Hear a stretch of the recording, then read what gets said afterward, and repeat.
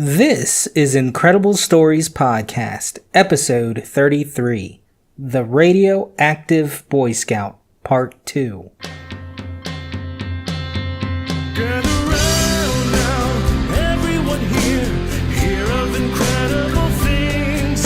We'll tell you the stories of people we've met and creatures with clockwork and springs. Hello, everyone. It's time for another Incredible Stories Podcast. I'm Josh Virla, your sedulous host, and thanks for being here. And just as every episode, if you like this one, make sure to share it and let me know on either of our various social media platforms. I'll reference them at the end. And also, you can send me an email at contact@incrediblestoriespodcast.com. Go ahead, send me a haiku about this episode or any past episode or really anything, really. Okay, so let's get into the story. Last week, we started the story of the Radioactive Boy Scout, the story of a young man hell-bent on building his own nuclear reactor in his mother's shed. And if you haven't listened to part 1, go back and do so to get a good background on David Hahn. Last week, we left a 15-year-old David fresh off his receiving the Atomic Energy Merit Badge and motivated to build. So today, I'll be getting into David's quest for getting the parts and material necessary to construct his very own nuclear reactor. Here's what I know. David Hahn, the Michigan Boy Scout, was looking to make what is known as a breeder reactor, which is a type of nuclear reactor that creates more energy than it burns. How?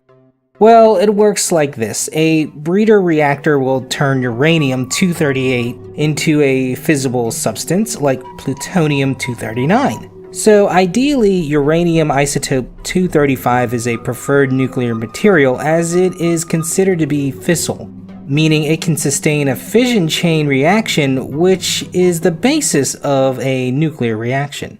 But uranium-235 is rare, while uranium-238 is pretty abundant comparatively. But because it can't sustain a nuclear reaction on its own, it is less valuable. But what it can do is turn into plutonium-239, which is a fissile material capable of sustaining a fission reaction. And to do this, you need a fast neutron to be fired at a uranium-238 atom, which will then transmute it into plutonium-239. Geez, that's a lot of science going on. Oh wait, there's more. So the fast neutron hits the uranium-238, which absorbs the neutron, becoming uranium-239. But the uranium-239 has a half-life of 2.35 minutes, in which it decays into neptunium-239, which has a half-life of 23.5 days. That will then decay into plutonium-239, which has a half-life of 24,000 years. Pretty stable. So that is useful for fuel in a nuclear reactor because now it is fissile, meaning any energy neutron can make it split up.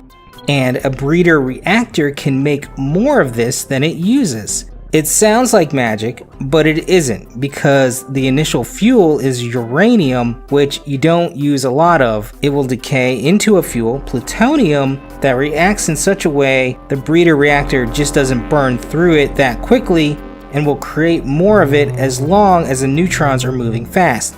Does your head hurt? Mine does. I hope I explained this correctly, but to be safe, I'm going to link to someone smarter than I am in the matter of breeder reactors in the show notes, so check them out to get the full skinny. So, David, of course, didn't have funds that backed nuclear power plants and research. His lab was a backyard shed, and he had the tricky legality of obtaining and using radioactive material. It's not like you can just walk down to Walmart and get a case of uranium.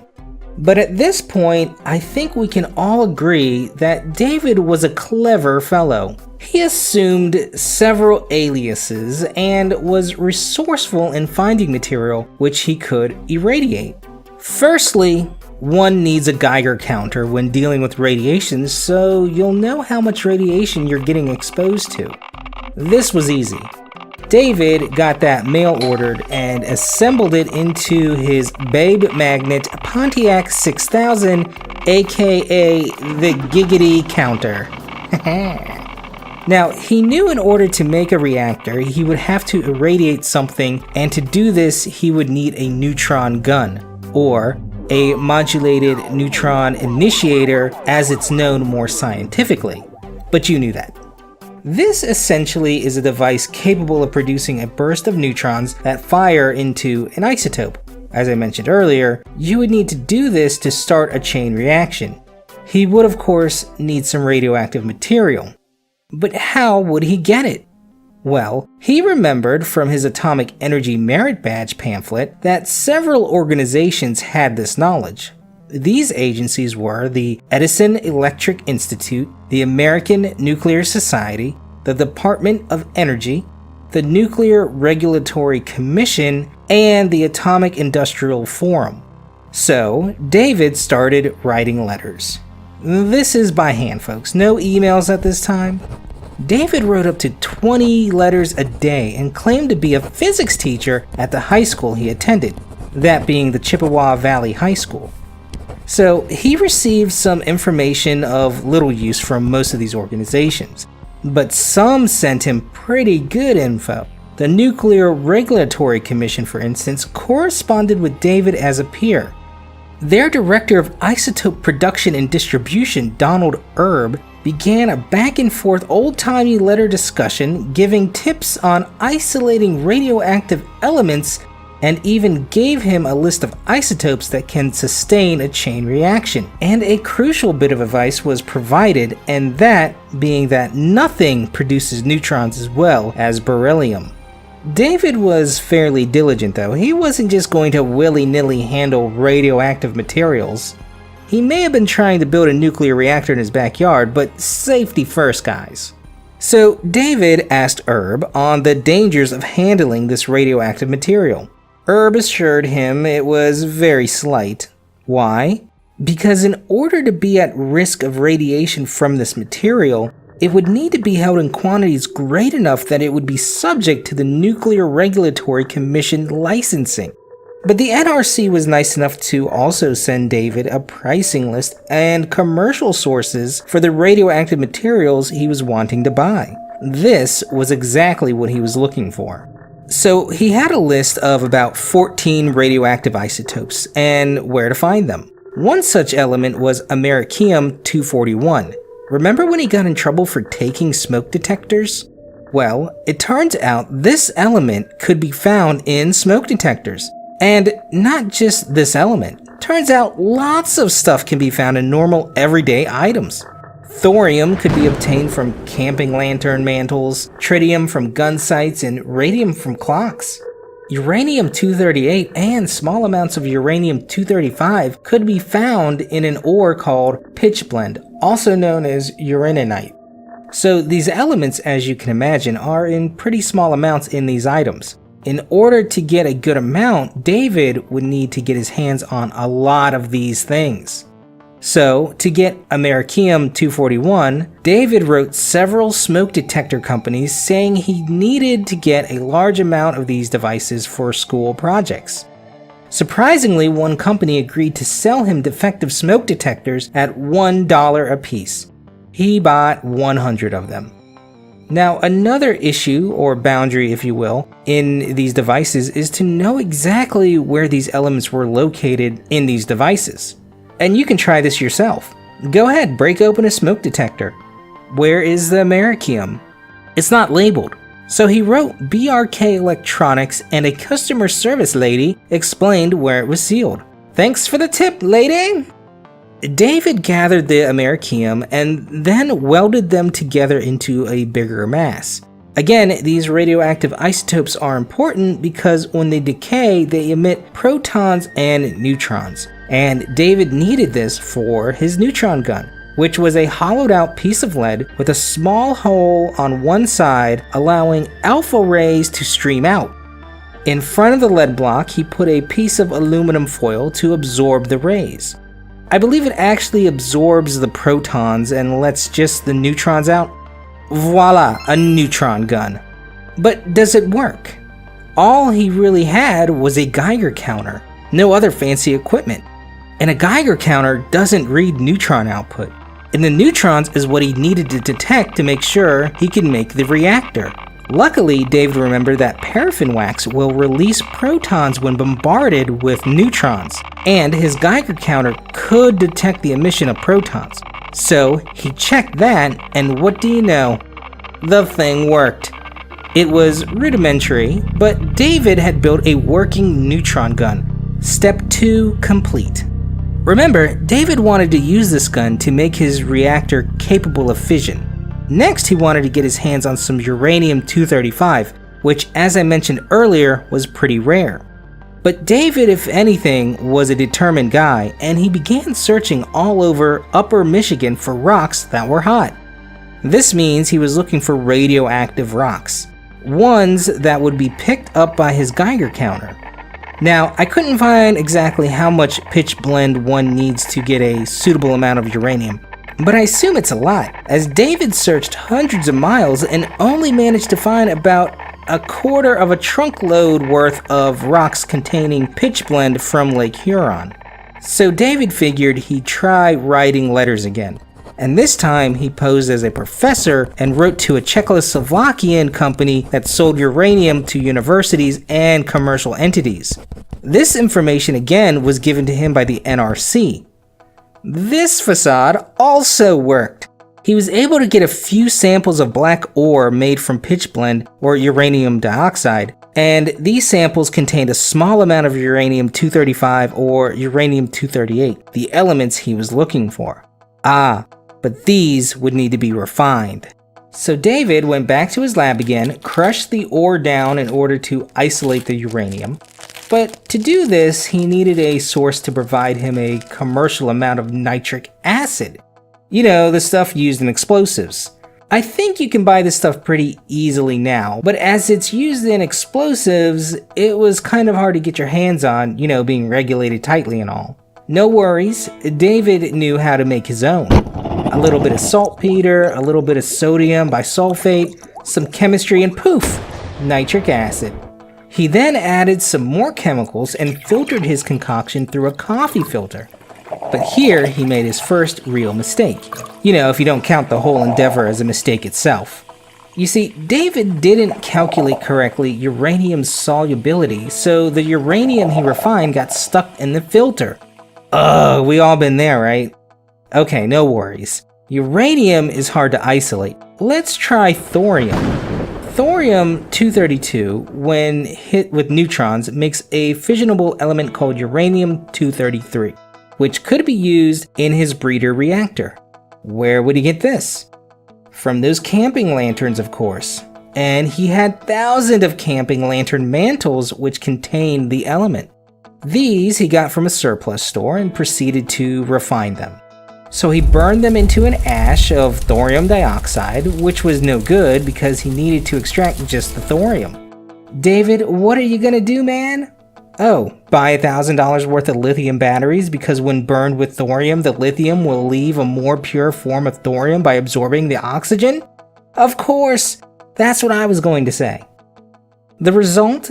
David got a purified thorium 9,000 times that found in nature, and 17 times higher than the level authorized without a license from the NRC. That's all he needed, right? Use the neutron gun on the thorium-232 and turn it into uranium-233.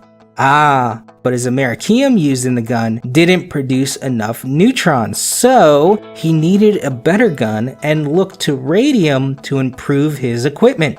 Where will you get radium from, David? Oh, right. Radium was used in luminescent paint on clock faces and other instrument panels. David went to antique stores and junkyards looking for these older pieces of equipment and clocks that used radium. So David was driving around in his car with his Geiger counter on when it started going crazy. He noticed it did so when he passed a particular antique store, and it did this because they had an old table clock which inside had a vial of radium paint that was most likely left to touch up the clock by the original owner. Josh, why not just go to the store and buy radium paint?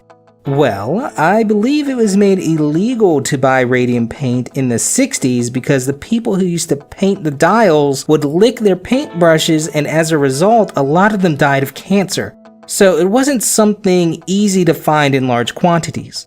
But he lucked out with this find, and David needed to concentrate the radium, so he went to a local hospital X-ray department and got a sample of barium sulfate. Yeah, they just handed it to him because he had been there earlier as part of his Eagle Scout badge project. Go figure. David then melted the barium and radium and used his favorite scientific filter, the coffee filter. This time it worked correctly. He then did some more science stuff to it and dehydrated it into salts, which he could then pack into his new neutron gun. Good lord, this guy was crafty. Okay, so now he built a new gun, this time using the beryllium that his friend Herb suggested was the best source for neutrons. He did this by obtaining a piece of it from the Maycomb Community College, which a friend of his whom attended the college may or may not have stole for him. The result of this was the creation of the Neutron Gun 2.0, a more powerful Optimus Prime-worthy science gun. Okay, so he shot his neutron gun at the thorium and uranium powder. The thorium proved to be releasing fissionable atoms, but the uranium was not. Bummer! What was going wrong? He wrote the NRC again under their professor guise, and they informed him that he was shooting the neutrons too fast for the uranium and to slow them down by using water, deuterium, or tritium. Well, water was easy to get, so that was too boring for David. So he decided to try and get himself some radioactive tritium, which was commercially available in bow and gun sights. Now, here he grew more sneaky. You see, he would order some sights from mail order catalogs, get the sights, and carefully remove the tritium from the inside, then return the sight to the place of purchase saying it didn't work. They would repair it or send a new one, which he would then repeat the process. Each time he did this, he would gain a tiny little amount of tritium, and when he had enough, he then put it all over the beryllium strip, then fired his neutron gun at his thorium and uranium powder again. Over several weeks, he noticed the uranium was indeed getting more radioactive. Now, this all took a long time to amass, as you can imagine, and by now, David was 17 years old and his breeder reactor was in reach. He pretty much had all the mechanics down. He just needed 30 pounds of enriched uranium in order to create a sustained chain reaction. That's a lot. 30 pounds of anything would be a lot, but David's goal, I believe, was to just get as far as he could. And even if he couldn't get a sustained nuclear reaction, he'd be happy with just producing interactions with the various radioisotopes.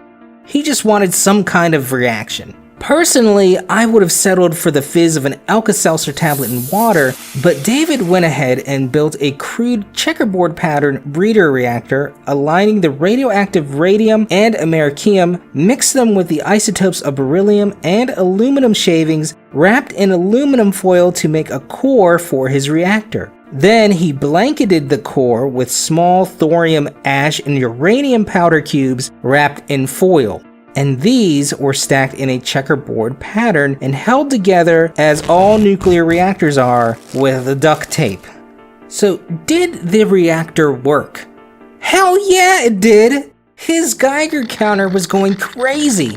He was achieving at least some of the reactions that a full-scale breeder reactor goes through. Now, luckily for him, he didn't have enough material to reach a critical mass, that being the 30 pounds of enriched uranium. If he had that much, it would have just continued going and going. David wasn't huge on safety measures, as for this point, his biggest safety feature was a makeshift lead poncho and disposing his clothes in the trash, like outside, the one that gets picked up every week. His radioactive clothes were being thrown in the garbage. Once his reactor was working, he suddenly began to worry about the radiation exposure he was not only getting himself, but he was considering what danger he was putting others in. So what did David do? Shut it down? No! He had gotten advice through a friend of his, one of the few that knew of his project's full extent, and that advice was that he hadn't used any control rods to help regulate the nuclear reactor. His suggestion was to use cobalt because it could absorb the neutrons without becoming fissible themselves. Control rods are used to help regulate the reactor so they don't get too hot and melt down. Cobalt. David said, you know who makes mini cobalt rods? People who make drill bits. So he went to the hardware store and picked up some drill bits and put them between the thorium and uranium cubes on his reactor. This didn't work though. Now his Geiger counter began to pick up readings from 5 doors down. Jesus, this thing was really humming.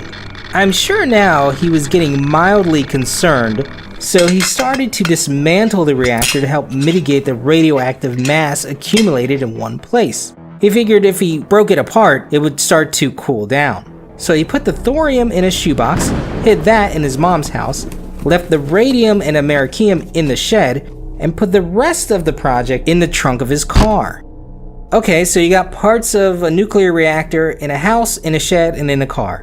What could go wrong? So David is driving around on August 31st in 1994 in his Babe Magnet, and he gets pulled over by the police because someone reported somebody was going around stealing tires from cars, which David wasn't doing apparently, and he was just waiting for a friend.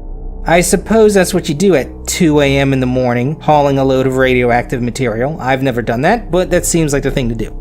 Well, the police searched his trunk and saw all the science equipment. Chemicals and metal things, foil-wrapped cubes, powders, padlocked boxes, etc. So my boy David told them, "Excuse me, officer, that stuff you're rummaging through is radioactive." To which the police officer thought he was carrying around a homemade atomic bomb. And what do you do when you suspect a car has been turned into an improvised atomic bomb leaking radiation? Well, you tow it to your police station, of course. Bad decision by the cops. If anything, you leave it there to get inspected and decontaminated. But anyways, the next day, the Michigan State Police Bomb Squad examined the car and asked for the State Department of Public Health to assist because they had all the cool radiological toys. So of course, upon further inspection, they figured out it wasn't an atomic bomb, but that there was radioactive material and concerningly high concentrations of thorium, and of course the other radioactive materials. So what this did was cause the Federal Radiological Emergency Response Plan to be invoked. Phone calls were made to the Department of Energy, the Environmental Protection Agency, the FBI, and the NRC. Now, David wasn't very cooperative, and it wasn't until Thanksgiving time frame that the DPH interviewed David about what he was doing. At this time, he finally told them he actually had a backyard laboratory that was used to create and house his experiment. They investigated the shed behind his mother's house and found the levels of radioactive materials to be excessive. How excessive? Well, 1,000 times higher than the normal background levels. And to be sure, this reading would have been much higher had it not been for David's mother going into the shed and getting rid of a lot of the stuff, including the neutron gun, radium, thorium, etc. She was scared that her house or son would be taken away, I imagine. David did say that, quote, "The funny thing is, they only got the garbage, and the garbage got all the good stuff," unquote. Because, of course, they threw out all the heavily contaminated items in the trash. But the authorities determined that nothing had leaked outside of the shed, so they sealed it and asked the federal government to step in and clean it up. But the NRC hadn't licensed David, so they couldn't step in, and the EPA couldn't help because this incident was on private citizens' property, which was out of their authority to oversee a cleanup. But on January 25th, 1995, the EPA did go out and inspect the site themselves and stated that the area, quote, "presents an imminent and substantial endangerment to the public health or welfare or the environment," unquote. That sounds pretty bad. Think about it. This site was a real dangerous hazard. Radiation that potentially could expose more people and animals with each blowing of the wind or rainfall. And I believe the EPA eventually took control of the situation, declaring it as a Superfund site. Not Superfund, Superfund.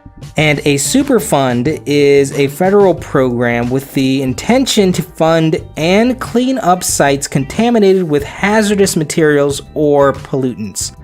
And it wasn't until finally, on June 26th, that the site was cleaned up for the cost of around $60,000. David's remaining lab bits and experiment were put into sealed barrels and sent to a facility in the Great Salt Lake Desert region, where it was all buried with other radioactive debris from various other factories. Thankfully, there was no significant damage to the environment, but 40,000 people could have been put at risk from radioactive dust and radiation. Now, interestingly, this entire story was kind of downplayed, and many people didn't hear about it until a 1998 article written for Harper's Magazine by Ken Silverstein was published. In fact, when Ken was tracking down all the parties for this article, even the investigators were unaware that David actually built a breeder reactor. They didn't even think a regular civilian could have anywhere near the capabilities or technology to build something like that.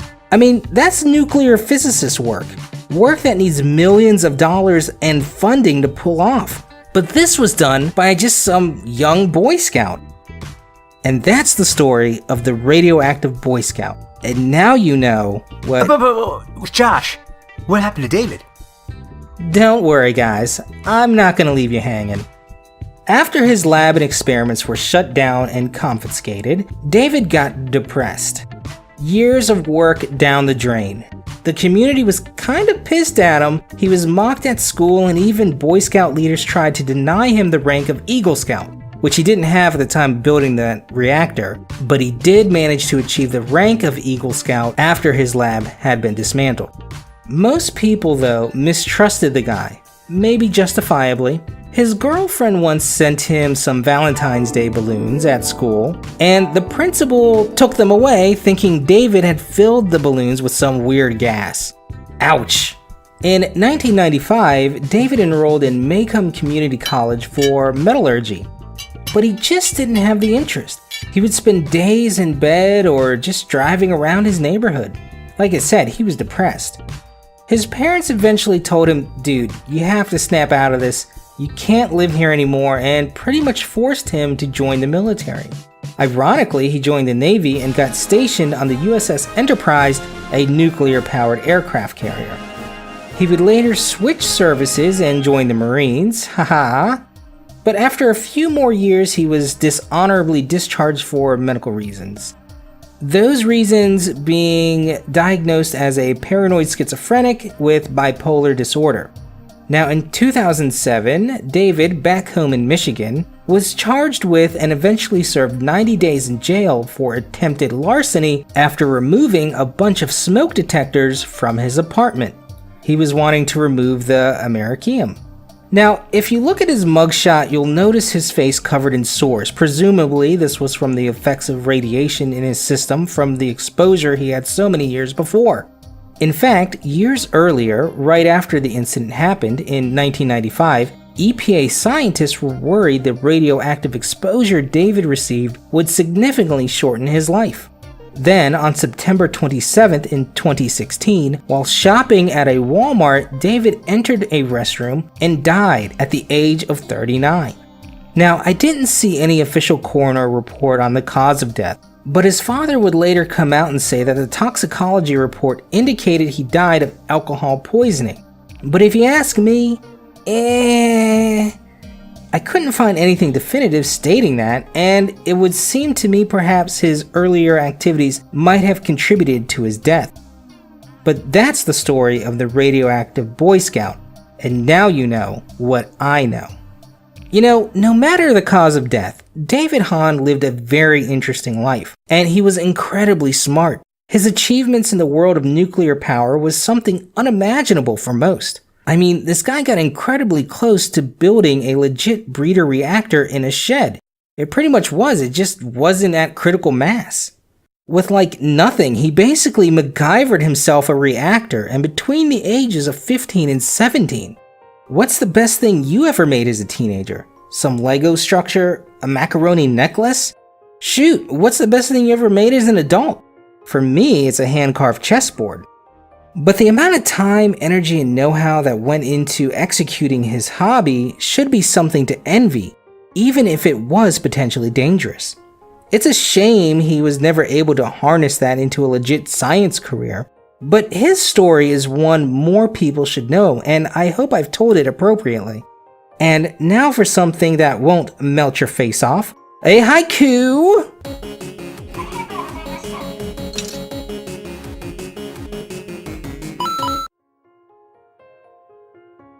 Your kid isn't smart. Who cares about honor roll? Dave makes reactors. And that's all for this time, guys. Check out my main site at incrediblestoriespodcast.com. Send me an email, show suggestion, or haiku at contact@incrediblestoriespodcast.com. Follow us on Facebook and Twitter at IncredPod. Rate us on iTunes and peep us out on YouTube and Stitcher. For Incredible Stories Podcast, I'm Josh, and remember, the journey of 1,000 tales begins with the first word. Gather round now, everyone here, hear of incredible things. We'll tell you the stories of people we've met and creatures with clockwork and springs. As we've sailed through the tunnels of time, spreading our message in songs. We've seen many wonders and heard many tales of future and times now forgone. Stories powered by steam, stories that need to be told. Won't you lend us your ears as the adventures unfold?